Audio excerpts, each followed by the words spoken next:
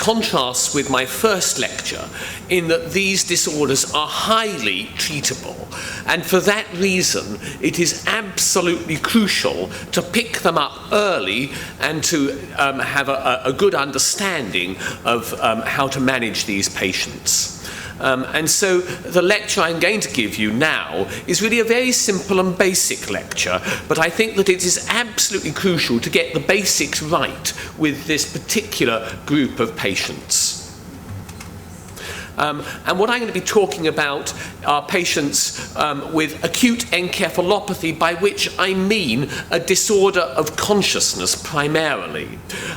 Yes, seizures and stroke-like episodes are also acute encephalopathies, but we have just had a lecture on neonatal seizures, and we will later today have a lecture on childhood strokes, and if metabolic topics are not covered in these lectures, then I will be very happy to talk about them during the questions. But in this lecture, I'm going to talk primarily about conditions associated with disordered consciousness. And of course, the features of this are very non-specific in infancy, with poor feeding, leading on to patients with a frank coma. And unfortunately, for that reason, patients often are in an advanced stage of encephalopathy before this is picked up.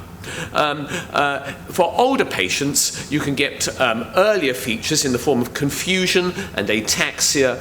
And for patients of all ages, the acute encephalopathy may be associated with vomiting, or less commonly, and often at a late stage, with seizures or with focal signs. Under these circumstances, of course, there are a large number of disorders that are much commoner than acute metabolic encephalopathy. Or are they? Because you'll all think that in a neonate presenting with acute encephalopathy at 48 hours, that infection will be perhaps commoner, and you'll all look for infection. But actually, in my experience, an inborn error of metabolism is a commoner cause of acute encephalopathy coming on the second day than infection. If patients have infection, most of them will present initially with illness. So the patient who initially is well and subsequently becomes unwell with encephalopathy in the newborn period, I think, is at least as likely to have an inborn error of metabolism as to have something that you think of as common, like sepsis. So don't forget the acute metabolic encephalopathy. And let's just think about what's going on here. And it is primarily what we might call the small molecule diseases that present with encephalopathy in terms of inborn errors of metabolism. So the acute encephalopathies with primarily disordered consciousness tend not to be the organelle diseases, things like the mitochondrial disorders I was presenting earlier, but rather to be disorders of intermediate metabolism. So in these patients, the block in metabolism will lead to a deficiency of product, which may include such features as hypoglycemia, and an accumulation of the substrate before the block. And that may be a toxic chemical like ammonia. When the patient is catabolic, and you would normally have increased flux through this pathway, that is when these abnormalities become more marked. And so it is with catabolism that these patients tend to present. And that is the primary clue to make you suspect an inborn error of metabolism as a cause for acute encephalopathy, the timing. And so these patients tend to present in the neonatal period after an initial period of good health that may typically last only 12 to 24 hours in a patient developing hyperammonemia or hypoglycemia, but may last rather longer in a patient with maple syrup urine disease, when they may only present somewhere between day 4 and day 8 with their acute encephalopathy. The other situation under which these patients present is for those milder patients who do not present in the neonatal period. They may present with catabolism at a later stage, normally precipitated by an infection or by fasting, but occasionally by a high protein meal or by some other catabolic stress, and indeed a number of women with OTC deficiency present in the puerperium at the time of the involution of the uterus and the protein load as a result of that. And so these patients can present considerably later under different circumstances, but it is always tended to be precipitated by catabolism. One important thing I wish to draw to your attention is that in a neonate, feeding is not necessary for these patients to present. We are all catabolic when we are born. It is one of the most stressful events of our life, so even if a patient has never been fed, they will still tend to present with these disorders over the first couple of days if they have a severe form of the disorder. And that is, the timing is the primary clue, and there aren't that many others to a metabolic etiology of acute encephalopathy. The past medical history may in some cases show developmental delay.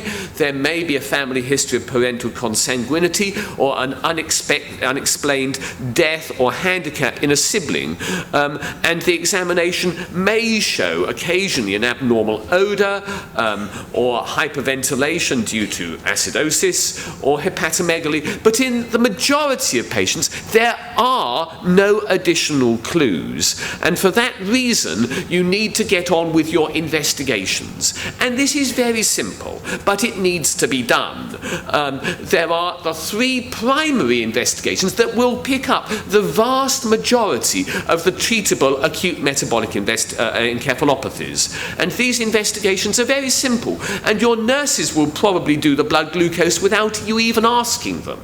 And then you will note that the patient is hyperventilating, and that will make you do a blood gas, and that will draw your attention to the fact that there is a metabolic acidosis. But nobody is going to make you do the ammonia unless you think of doing it yourself. And you probably will have to do battle with your biochemist in the middle of the night to persuade them that this is important. But it is important, because if you do not measure the ammonia promptly, then the prognosis for your patient is very much worse. And so it's important to do those primary investigations. And then after those simple primary investigations, you will also send your plasma amino acids or urine amino acids, your blood acyl carnitine analysis, and your urine organic acids as your very simple second line tests. And that will pick up the majority of these patients. So let's just go through each of these tests, primary tests in turn, and first think about the causes of hypoglycemia. And yes, these may be endocrine, hyperinsulinism, presenting in the newborn period, or adrenal insufficiency. But I'm going to concentrate on the inborn errors, and these are primarily the fatty acid oxidation disorders, but also glycogen storage diseases. The main defect of gluconeogenesis is fructose bisphosphatase deficiency, and you can also get hypoglycemia with the organic acidemias and in patients with liver failure. And then in an older individual presenting with hypoglycemia brought on by gastroenteritis, in the majority of these patients there are none of the above, and most of the patients presenting in that way actually are showing a normal childhood response to fasting and illness, and a number of children will become hypoglycemic without any underlying etiology, and we tend to call this idiopathic ketotic hypoglycemia, and so that is the commonest etiology under that situation. Now let's think about the ammonia measurements. And a normal ammonia measurement in a neonate, people may say, is up to about 100, and in an older individual, only up to 50. But what I want to highlight is that these patients have an inborn error until proven otherwise if they have an ammonia above 200 in a neonate and above about 90 in an older individual. Any non-specific illness in a neonate can put your ammonia up a bit. But nevertheless, if it is running at 150, you should repeat it to check that it's actually not going up higher. And the causes of severe hyperammonemia, well, it may be artifactual. Ammonia measurements are very subject to artifactually being raised, particularly if the sample has been hemolyzed. So if your sample has been obtained on a capillary sample, it's unlikely to be giving you a meaningful result. So the first thing to do whenever you get a high ammonia measurement is to repeat it. And there are two reasons for that. Firstly, to see if it is artifactual, and secondly, to see if it is rising very rapidly. And so that would be, I think, an important thing to do whenever you get a high ammonia measurement. But if you find that it is a genuine value, then the things you're going to be considering are urea cycle disorders, organic acidemias, and some fatty acid oxidation disorders, with as much rarer causes: pyruvate carboxylase deficiency, liver failure, and transient hyperammonemia of the newborn. So this is one situation where inborn errors of metabolism are actually the commonest cause of an abnormality. We are not the obscurity you can forget at the bottom. We are actually the commonest cause for a high ammonia. And then if we come on to metabolic acidosis, here I would suggest that we classify it according to the anion gap, and if that's normal, well, it suggests renal tubular acidosis or perhaps torrential diarrhea. But if it's increased, you want to know what is increasing it, and you can get a number of different anions in renal failure, but in other patients you will generally either get ketoacidosis or lactic acidosis. Obviously, lactic acidosis is extremely common due to shock, hypoxia, cardiac disease, all sorts of things like that. But in there, we also have mitochondrial disorders, pyruvate carboxylase and pyruvate dehydrogenase deficiencies and things like that. And then for the ketoacidosis, well, the things you will immediately think of course, are diabetes. But you can also get it with ketotic hypoglycemia, as I've already mentioned. And then a number of our inborn errors will present with a combination of keto and lactic acidemia, and that will include the organic acidemias and defects of gluconeogenesis. So now if we think about some of the particular disorders that can cause these presentations, fatty acid oxidation disorders can present with encephalopathy or sudden death, and in the UK, much the commonest of these is MCAD deficiency. And that, I would suggest, isn't that rare in the Indian population either, because of an intermixing of nationalities within the past. And so we have a number of patients in the UK of Indian extraction who are not aware of having any Caucasian ancestors, but who come up with a common MCAD mutation. And so don't dismiss MCAD deficiency even in India. But it may be that in India some of the long-chain fat oxidation disorders are actually at least as common, and in addition to presenting with encephalopathy or sudden death, these patients may present with cardiomyopathy or with muscle disease. And a number of them, of course, will present actually with recurrent rhabdomyolysis as they get older, exercise or illness induced. And then the biochemistry in these patients, I've already mentioned the hypoglycemia, and that in some patients they will also get severe hyperammonemia, and they may also get lactic acidemia. And your primary investigation for these patients is your abnormal acyl carnitine profile. And this is a revolutionary technique for the diagnosis of fat oxidation disorders. You just need a blood spot that can be sent off and achieve this diagnosis, even when the patient is well, in contrast to the organic acids, which very often are normal when the patient is well, and which, to show the abnormalities, need to be taken when the patient is acutely unwell. So the acyl carnitines are what you really want to be looking at in these patients. Urea cycle disorders may present in the neonatal period, generally by 72 hours of age, with poor feeding, lethargy, drowsiness, and subsequently seizures. Or they may present at a later age with ataxia, confusion, and then drowsiness and coma. And then those later onset patients may also have liver dysfunction, and they may have significant learning difficulties in some of the cases. And the biochemistry is obviously primarily the hyperammonemia, but the other tests that will tend to give you the diagnosis are looking at the plasma or urine amino acids and the urine orotic acid, which will show abnormalities in the majority of cases, but not in all cases. And so in patients with NAGS deficiency or CPS deficiency, the very early stages in the urea cycle, you may not get any abnormalities. And so these are the patients shown here. Now, our expectation of these patients presenting with acute hyperammonemic encephalopathy is based upon patients with OTC deficiency and citrullinemia. And the further round the urea cycle you go, the funnier the presentations become when you bear in mind that is our expectation. And so patients with citrin deficiency, a defect of mitochondrial transport, will present actually with cholestatic liver disease in the newborn period, and then only get their episodes of hyperammonemia in adolescence or adulthood, often precipitated bizarrely by high carbohydrate intake rather than a high protein intake. And then patients with argininosuccinate lyase deficiency, these patients may present with neonatal hyperammonemia, but if they're a bit milder, they may present with learning difficulties and abnormal hair, kinky hair at a later age. Patients with arginase deficiency tend to present with spastic diplegia. Again, they can get hyperammonemia, but the typical presentation is with spastic diplegia.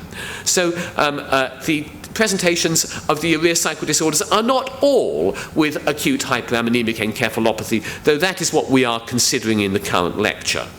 If we move on now to the organic acidemias, these patients can present very similarly to the acute encephalopathy of urea cycle disorders, either in the neonatal period or at a later age.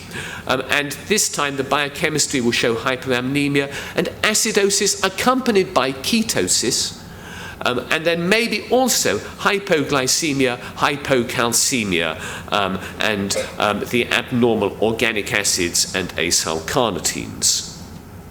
And now I wish to move on to the two primary metabolic encephalopathies that do not cause hypoglycemia, hyperammonemia, or acidosis. Because this is what you need to remember when you have found negative findings for those, but where you still suspect an inborn error. And so patients with maple syrup urine disease may get mild hypoglycemia, they may get mild acidosis or hyperammonemia, but they may not. Yet these are very, very important patients to pick up, because otherwise they will have significant preventable handicap.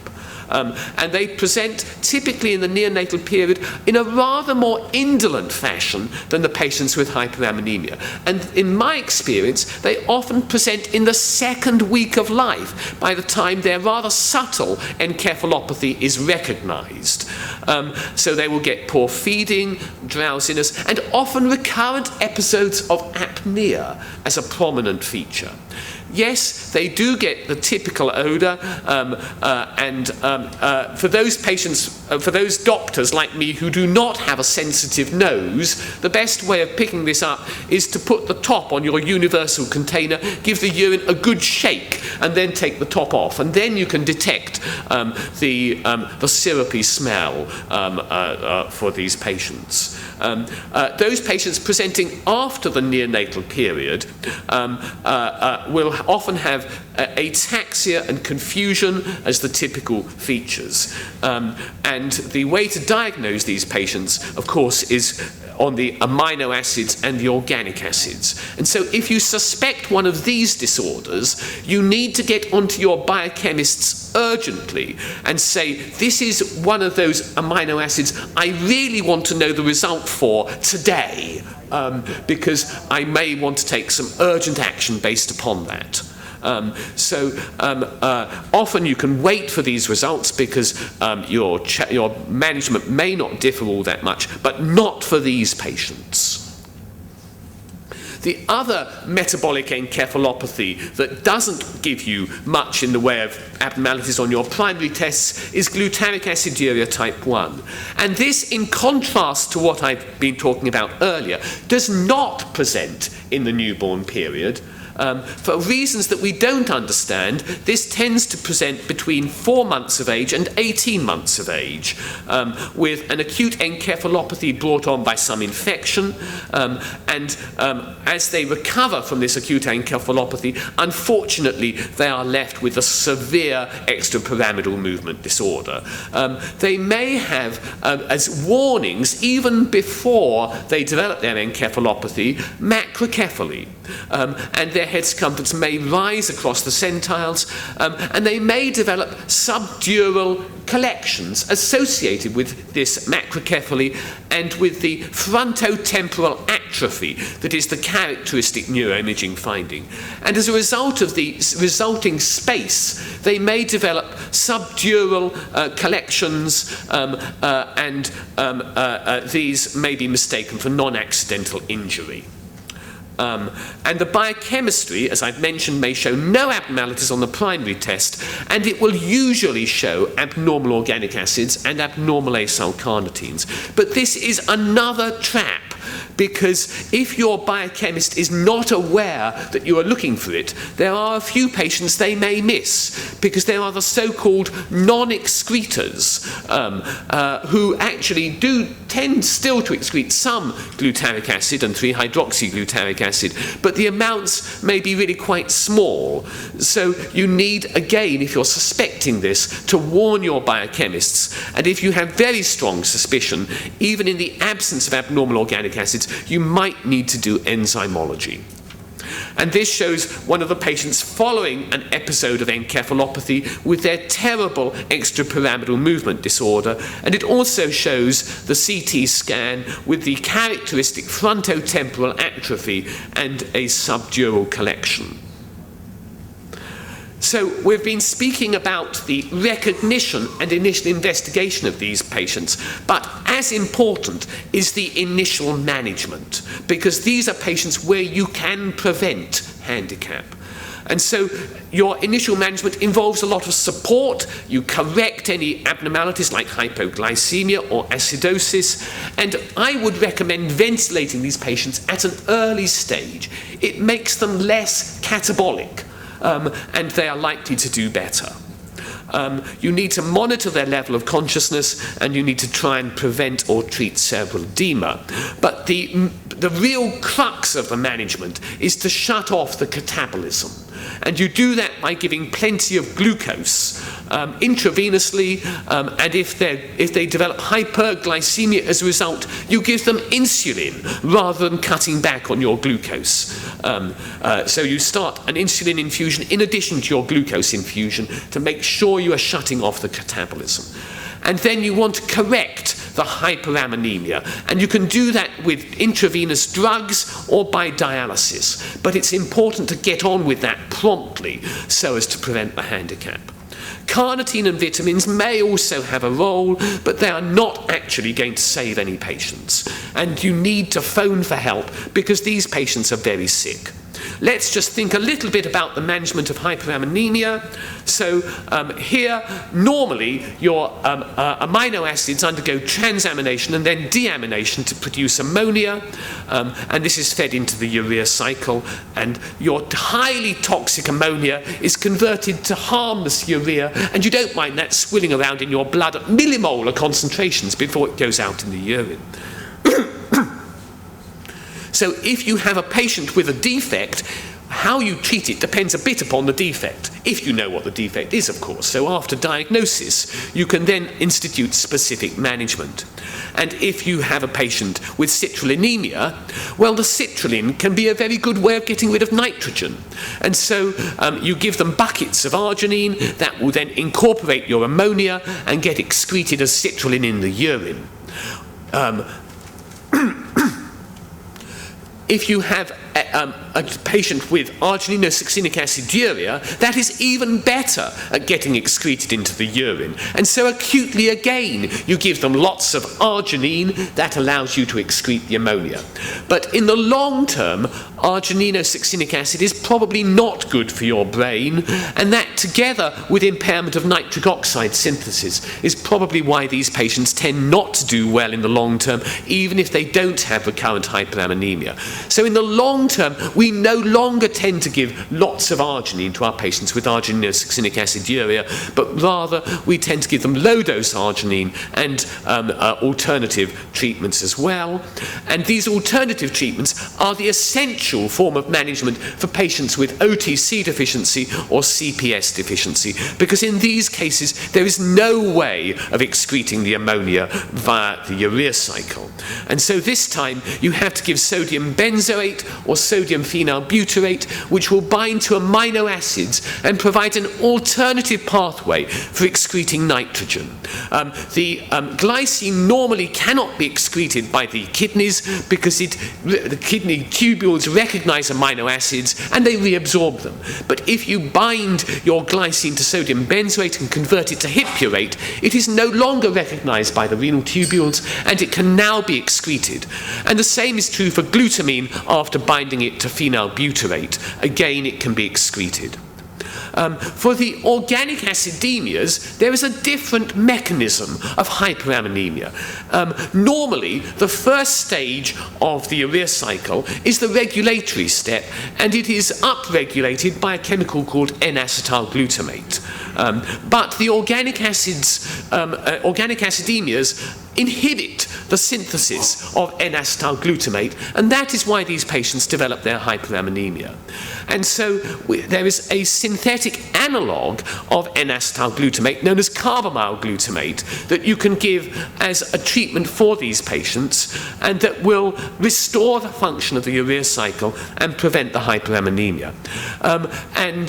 This works in some patients, not in others. I've tried to persuade the manufacturers to allow a prospective trial so we can try and find out why it works in some patients but not others.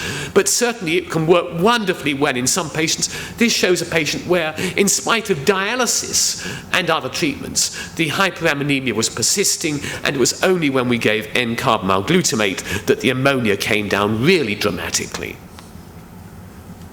But if it doesn't, if your ammonias are not settling with drug treatment, you need to get on with dialysis or some equivalent procedure really promptly. Here, the fastest way of correcting hyperammonemia is hemodialysis, but in practice, for these little babies in particular, hemodialysis can be a difficult procedure, and so more commonly, intensive care units are able to offer hemofiltration, which also works very well. And I would suggest that this is instituted if your ammonia goes above 400 micromoles per litre and continues to rise. Because you don't want them getting to ammonia concentrations of 1,000, by which time, unfortunately, you are likely to have had irreversible severe brain damage. And so for all of these disorders, regardless of the diagnosis, institute early hemofiltration or dialysis. That can also be useful for patients with maple syrup urine disease if they have very high leucine concentrations. At lower levels, you can bring them down by nutritional management alone, but with high levels, the fastest and safest way of bringing them down and preventing brain damage is hemofiltration or dialysis. And this, of course, requires a very skilled intensive care unit in order to get the lines into these tiny babies, which they often are, and also in order to provide all of the supportive treatment that is necessary. So calling for help is important at that stage. So for acute encephalopathy, the crucial thing is to consider the possibility of it being a metabolic disorder, and then to do your basic investigations. You initiate supportive management and then phone for help in order to make sure that things are going to continue going well. And here I would like to draw your attention to one of the worthwhile things I think I have done in my medical career, and that is to write guidelines for the management of acute encephalopathy in all the metabolic disorders that are subject to acute deterioration. And these are freely available on the web. You go to the British Inherited Metabolic Disease Group website. There is a red box there that says emergency guidelines, and it will take you through to these emergency guidelines, which include guidelines for the management of patients at risk of having these disorders, i.e. the siblings of known patients, because these are patients where you want to avoid catastrophes. And that website detail will be available in the abstract that I understand is going to be circulated to people later. Thank you very much.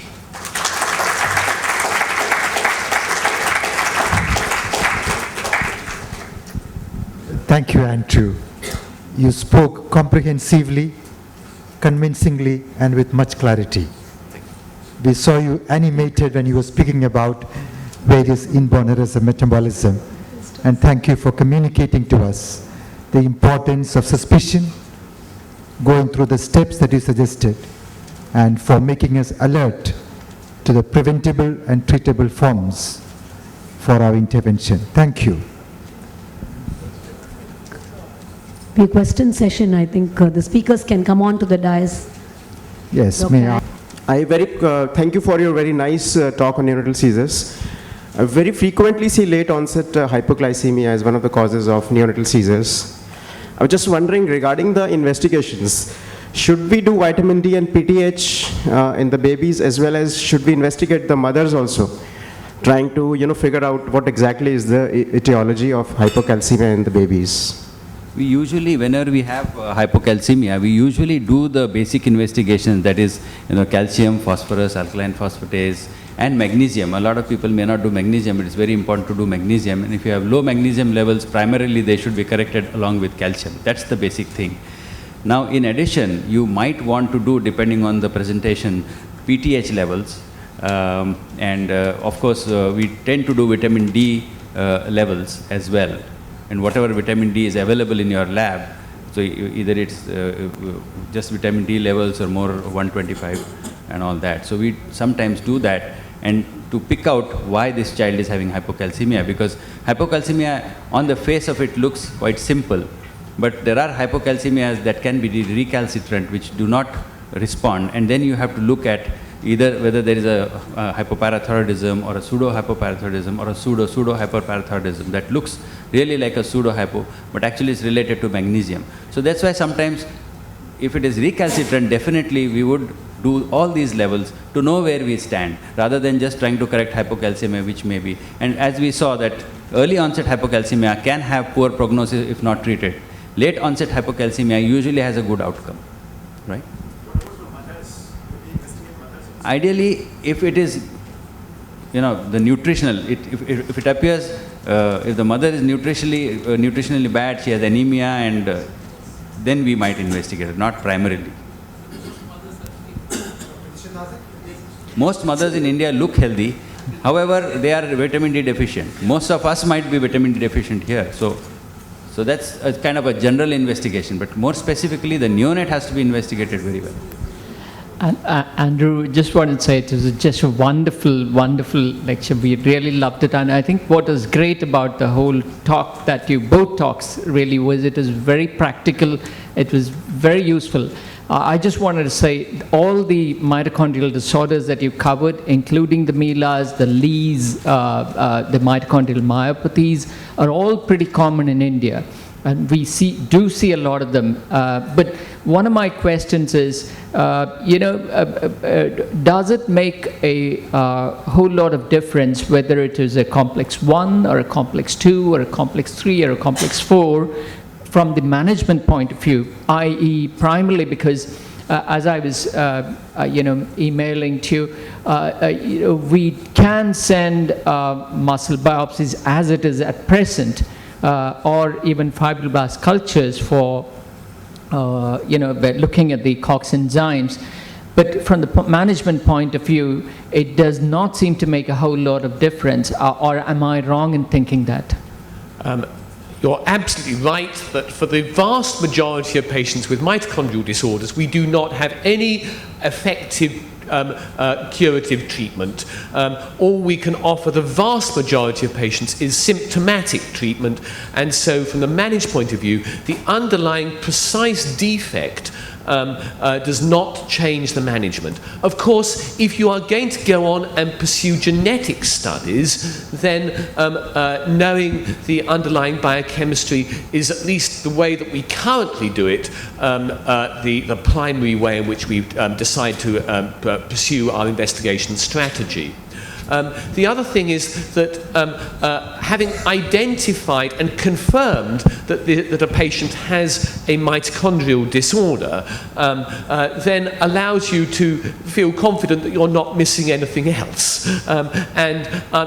Patients can present with some other potentially treatable disorders that can be misdiagnosed, and I've seen patients with biotinidase deficiency, unfortunately presenting at such a late stage that there isn't a lot we can do for them, but where earlier diagnosis and not thinking it was a mitochondrial disorder might have led to a better outcome. So yes, there are only a few disorders where identifying the etiology actually affects the management.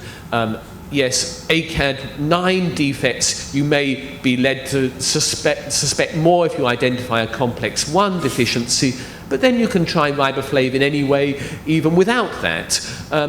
I would only, though, in this context, highlight that it is sometimes tricky to know whether you've got some response or not, given the natural history that I illustrated, that sometimes you can appear to have a response, and the family, wishing to be kind to us, may tell us that there's a response when it's only a placebo response. But and then knowing more can help.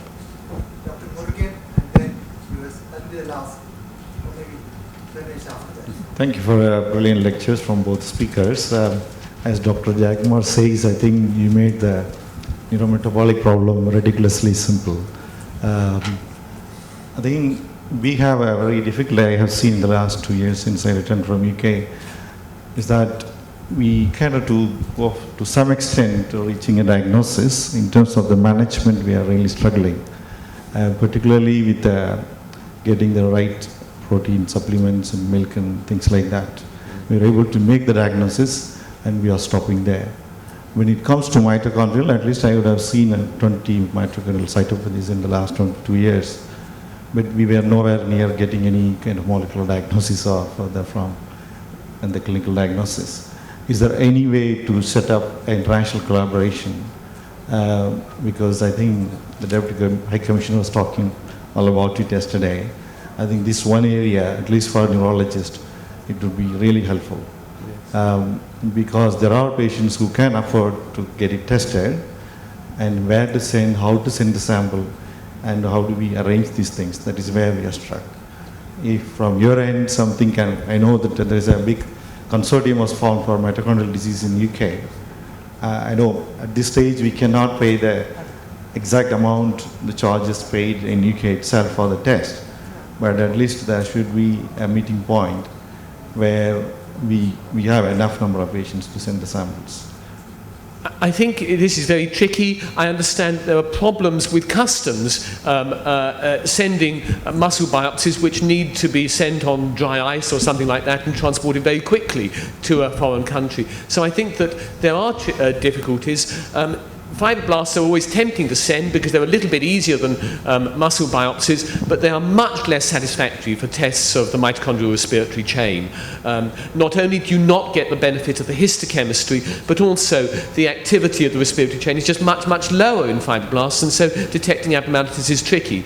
I think the way ahead is particularly in view of the costs charged by laboratories in Europe and the difficulties with transport. I think the way ahead is for someone to set up these assays in India, and I recognise that at the moment with untreatable disorders and expensive, difficult tests, that is tricky, but I think someone is going to have the initiative to come over, spend a little while in one of the laboratories in Europe, learn the techniques and then set them up in India. And I think that will happen over the next decade, and I think that is going to be the way ahead. Lucid lecture, and I want to know how many cases of transient NKH have you encountered? Transient NKH, 0. I am not sure that it really exists. There are undoubtedly some patients with non-ketotic hyperglycemia who have a slightly less severe outcome, and even some who can present in the neonatal period and do relatively well, and there is a little bit more literature on this starting to emerge. But whether there are any truly transient cases of non-ketotic hyperglycemia, I am not convinced. Because we had a couple of children who presented as neonates, and their EEG continued to worsen, went into burst suppression, and they had those myoclonic jerks, apneas, and their glycines were very high. Now the ratios that they have given for the CSF versus plasma glycines, they were not fitting in them. But then we started on sodium benzoate and we gave them dextromethorphan, and they have done extremely well. Their EEGs have normalized, seizures have stopped, development is almost achieved up to 90% of the expected. So I was wondering whether we should be really rigidly following those guidelines for the CSF versus plasma glycine levels, or if they have high CSF glycine against plasma, do we consider them as NKHG and treat them like that? So you're saying that they have a high CSF ratio? Glycine, yeah, yes? almost 300, 400, yes. while the plasma glycines may be 50 to 60. And these patients continue to have abnormalities in the Yes, long term, yes. biochemical, so they're not transient. These are some of the... No, they have improved neurologically as well as EEG. Yes, the clinical picture improves, but the biochemical disorder hasn't gone away, you're saying. They continue to have... On treatment, like we have been doing serial glycines, they have been normal, but In we didn't blood? have the heart to, omit and see. In blood or CSF normal? Blood and CSF both. And CSF? Yes. Right. This is interesting. It is conceivable that these might be transient NKH, or I wonder whether they really were genuine cases in the first place. You can get a raised CSF glycine if the blood-brain barrier breaks down for any reason, and certainly if it's a blood-stained CSF sample, you only need a small amount of blood contamination to put your glycine up. And I think it's important to look at what the other amino acids in the CSF were and whether it was an isolated rise just in glycine. So we have done the extensive OA-grams and amino acidograms and everything, but not in CSF. And the blood glycines were normal. That's what I'm trying to say.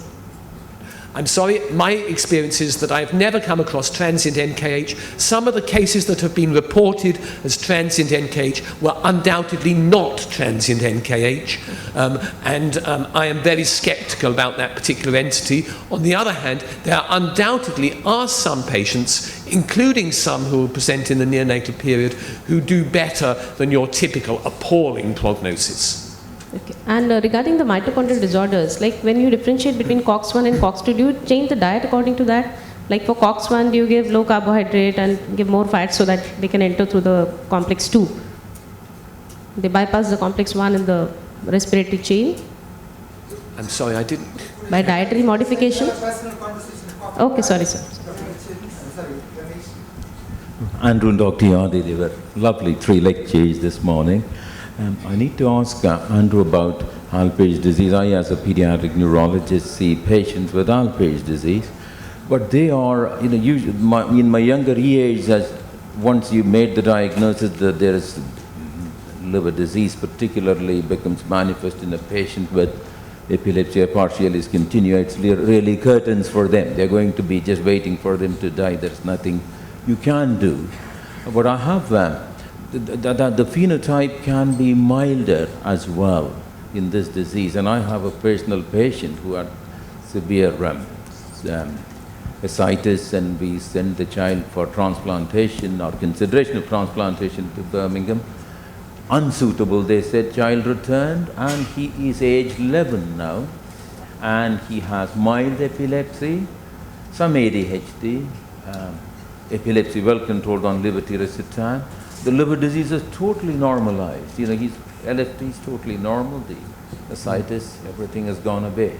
So can you tell us about the genetics of that, the mild phenotypes of Alpers syndrome, which we see? Was this a patient who had a POLG1 defect? Yeah, he had a POLG1. Yes. Yeah. So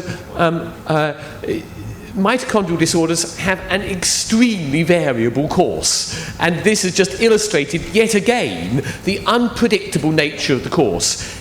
If you had started some intervention, you would say you'd cured the patient. But actually, it is just the rather unpredictable course that it can mean that the liver disease improves.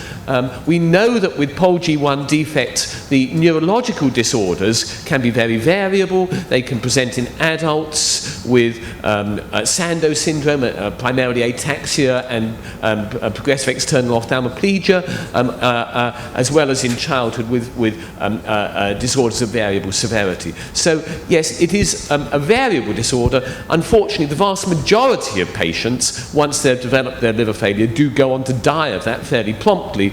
But yeah, mitochondrial diseases are very variable.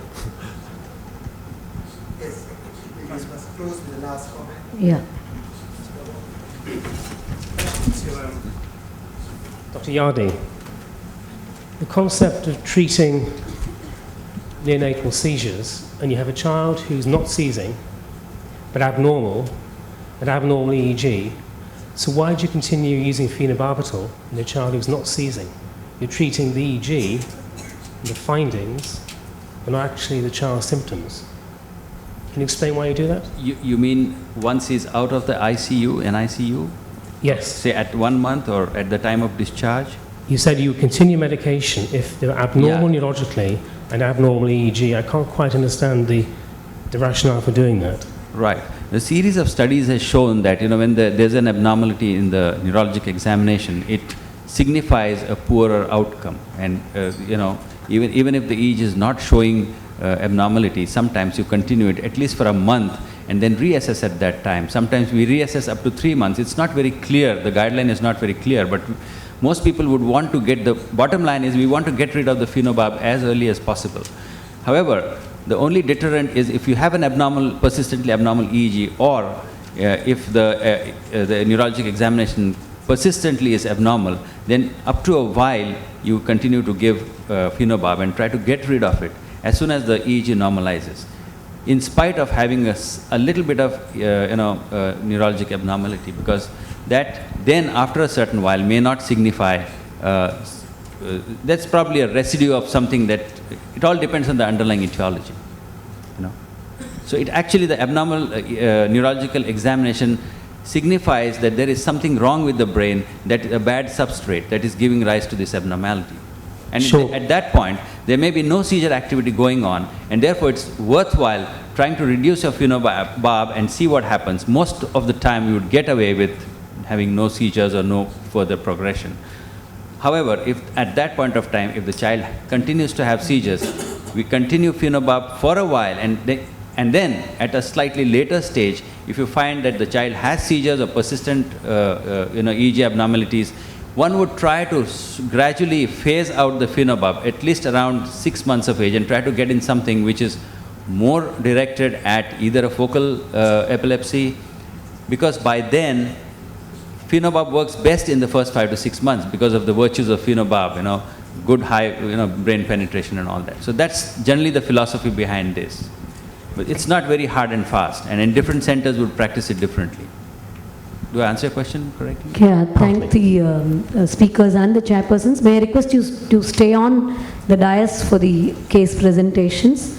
We have 4 case presentations in this session. I request the presenters to be very brief, 4 minutes per presentation, 15 minutes totally, and then we break for coffee. Over to the first presenter. This is a about an interesting case which presented to us. This is a 9-year-old girl who came from Oman, who was apparently normal till 4 years of age. And she presented with history of weakness in limbs and unsteady gait, which progressively increased over the last 5 years. The other complaints were generalized tonic-clonic seizures for 1 year, and drooping of eyelids since 2 years, and intentional tremors for 4 months. The birth history, antenatal history were all normal, except that she was born to second-degree consanguineous parents. She had developed, all developmental milestones were normal till 4 years of age, after which she started developing weakness and other symptoms. On examination, the weight and height was below the 3rd centile in WHO growth chart. And in the central nervous system examination, she had a broad-based ataxic gait, and the cerebellar signs were positive. She also had external ophthalmoplegia and bilateral ptosis. Fundus examination showed a pigmentary retinopathy. These are the MRI pictures, and the MRI was reported as having a gross cerebellar atrophy. The MRI spine was normal, and other lab investigations we did were serum pyruvate and plasma lactate, both of which were marginally elevated. Muscle biopsy, however, could not be done because of lack of time. The ECG and echo were normal. And to summarize, this child had ophthalmoplegia, fundus examination showing pigmentary retinopathy, cerebellar ataxia, proximal myopathy, short stature and growth retardation, and labs showing elevated plasma lactate, and CSF analysis showing elevated CSF protein. CSF protein was more than a gram. It was more than a gram. So the diagnosis for this patient was mainly based on... I think we can generate some discussion. I think Dr. Andrew, if you could... So I think there's little doubt this patient has Kern-Serre syndrome, and I agree that you hardly really need to do a muscle biopsy in this case. It is so clear-cut. You can only demonstrate the mitochondrial DNA deletions in muscle. In patients with Kern-Serre syndrome, you won't pick these up in blood, in contrast to patients presenting early with Pearson syndrome, where you will, but in Kern-Serre syndrome you won't. But the bad news is that unfortunately there's no effective treatment for this patient. The good news is that there's unlikely to be any other recurrence in the family, because these are almost invariably sporadic. And so there's, again, probably for that reason, no particular necessity to do a muscle biopsy. She actually came from a very large family. I think there were about 6 siblings. All the others were fine. So she was the only one who was affected. The parents were very unkeen on any further investigations, and given the clinical picture, I was fairly sure we were dealing with cancer, so we just counseled them and let them go. Thank you. One thing, of course, that is important in these patients to do is what you have done, which is the ECG, because these patients can die because of their heart block, and so and pacing can be life-saving for these patients. So that is the one investigation that really is worthwhile, and perhaps doing serial ECGs. She did have an ECG and an echo. She didn't have any evidence of cardiomyopathy. Yes. And just might be worth considering doing serial EEGs. She was advised to have annual ECGs and cardio echo. Absolutely right. I think that's the one thing, because you don't want to miss anything you can treat in the way of supportive treatment. I'm presenting this case, a lot of sharing the first experience I had, and it's kind of dual experience, both from UK and from here. And so I followed Dr. Jack Moore model, stick to my clinical diagnosis. I made the diagnosis here, having the experience of investigations which confirmed in the case I had in Southampton, UK. So this is a 40 weeks term baby, born by normal vaginal delivery with normal abgars, went home, feeding well, growing, and behaving normally. At the age of 3 weeks, presented with focal seizures. Middle of the night, had 2 focal seizures. There are 2 doctors in the family and called at night, and then the first time when I saw the baby was behaving totally normally, and very normal newborn examination, neurology examination. So baby states is free from the loading of phenobarb. And this is the MRI. So essentially, this is how a normal neonatal MRI looks like, T2 and T1 weighted images. It is normal. And this is the diffusion weighted image. You can see it's very abnormal. It's particularly showing restricted diffusion in the white matter, which is bilaterally symmetrical. By Dr. Morris sitting here, naturally one would think of metabolic. Having had a prior experience, I didn't do any metabolic investigations here. So why, you will come to know. This is the first case I had. This is a child born at 34 weeks, stayed in the special care, had a cranial ultrasound, never showed any periventricular echogenicity or any abnormality in the scans during the screening process. The baby discharged at 2 weeks of life, and then represented with seizures, again focal and multifocal seizures. Again, immediately stopped following the phenobarb loading, very straightforward course. Empirically, the neonatologist treated with antibiotics. Seizure studies were all normal. Because in UK, every tertiary hospitals is covering 5 to 10 district general hospitals, equivalent of medical colleges. Pediatricians call you as a neurologist. So that's how I got this call. So the team have done all the investigations up to the MRI. Once the MRI done, they called me again, because they were very surprised why this is so abnormal. The baby is behaving normally, examination-wise, clinically. The scan is very abnormal, in spite of they knowing that first 2 weeks of life, the brain was normal. So it's again, you can see periventricular cystic changes on bilaterally, and which is extending, and this is a diffusion weighted images, and so this is how it looks like. So I had a spare time. I was going through articles, and this is the article I came across with. There's exactly same changes as I had in my first patient, human parvovirus, and this is one. This group of series of patients, Dr. Linda DeVries, they had a phenotype, but they were not sure what it is. But somebody reported a case report. You are going to see their MRI findings. This is how it looks like. And somebody come with the parvovirus. It has a very special characteristic. The CSF can be normal, and then only the virus will be positive in the PCR. Very straightforward course, and they do respond immediately to the seizure treatment, uncomplicated course generally. And so when they followed up these children, as you can see, 2 of them, one developed cerebral palsy, one developed learning disabilities, but the majority of them were normal, you can see, when they were followed up to 2 to 3 years. And that is the thing to remember. Just because we are seeing abnormal MRI in the first newborn phase or the first month of life doesn't mean these babies become abnormal. And that reassurance parents need very, very importantly. Otherwise, it is sitting in their mind, my child is going to be mental retarded or going to be cerebral palsy.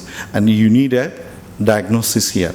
Having had a first parvovirus confirmed case, I stopped testing this baby with CSF because we don't have it here. But I am very convinced the whole clinical course, and that's what the diagnosis is. So look out for it in your neonatal intensive care unit. I specifically request when you come across babies like this, do MRI brain. CT is not going to help you. Thank you.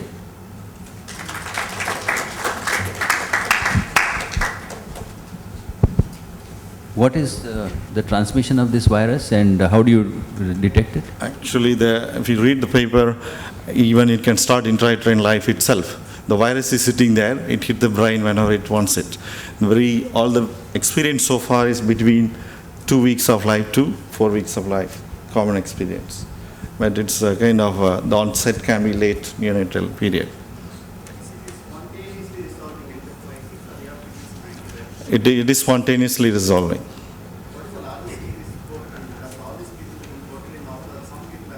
No, the first paper is only 6 cases so far. Maybe we may get a bigger series in the future. What about the cytomegalovirus? Some cases of cytomegalovirus also reported with the 6 cases. Yeah. Did you do cytomegalovirus? But those 6 cases definitely did. But having seen the parvovirus PCR positive, I didn't go for cytomegalovirus. Because the baby was well clinically, and also I got a positive result in front of me. I didn't do any further testing. Okay, we move on to the next case by Dr. Padma. Biotinidase deficiency is a repetition. However, I hope that I can make a few more additions to it. And aim why we are presenting it is to mainly to stress upon the fact that biotinidase deficiency can have varied manifestations and to bring about the biotin phase and also interpretation of the metabolic panel. I shall present an representing case. This was a baby who had a normal antenatal period and had presented to us at about 12 hours of life with seizures. On examination, he was lethargic, had a weak cry, and he did not have any other positive findings on examination. We just went through the history and we found that this was the third of the siblings with a previous sibling death. And the previous sibling had a history of seizures. Onset on day 2 of life, had multifocal clonic jerks. His CSF sepsis parameters at the time was normal, was sent home on anti-epileptic drugs. 4 months he had developmental delay, he had another seizures, and this time he had acidosis, increased ammonia, and other urinary ketones was negative. He had a prolonged hospital stay, and his metabolic screen was done, which had shown increased C5OH levels. He was treated with AEDs, however, the importance was not probably given to the increased C5OH levels. He continued to have developmental delay, seizure-free till 7 months. Again at 7 months, had infantile spasms, was treated with anti-epileptics. He had hyperammonemia almost to a range of 303 micrograms. He had continuing seizures and succumbed to the illness. We just went through the elevated C5OH levels and we found that they are elevated in quite a few conditions, of which multiple carboxylase deficiency, which includes the biotinidase holocarboxylase synthetase deficiency, and the isolated carboxylase deficiency was one of them. Continuing with this present child, he had hypoglycemia at admission and his other metabolic parameters was normal. This could easily have been passed off as a hypoglycemic seizures. However, as told by our previous lectures, hypoglycemia is an important manifestation of a metabolic illness. Considering also an important history that we elucidated later on was that the previous sibling had hair changes and had hyperpigmented hairs according to the mother. So we considered, in view of the previous seizures, previous SIP death, consanguinity, and the increased C5OH levels, we went ahead with the biotinidase deficiency, and the biotinidase deficiency levels were low. Even awaiting the biotinidase reports, we had started this child on biotin supplementation, and this child never had any further seizures and is presently doing well at 9 months.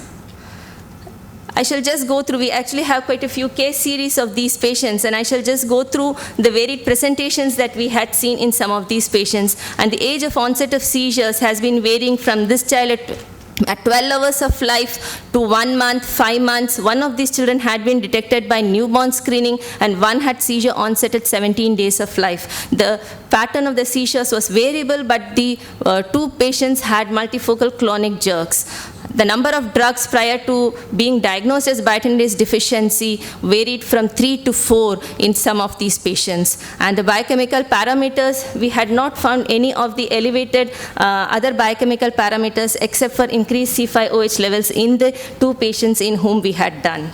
The serum biotinidase levels ranged from 0 in 2 of our patients to 3, which we thought maybe even a partial biotinidase deficiency.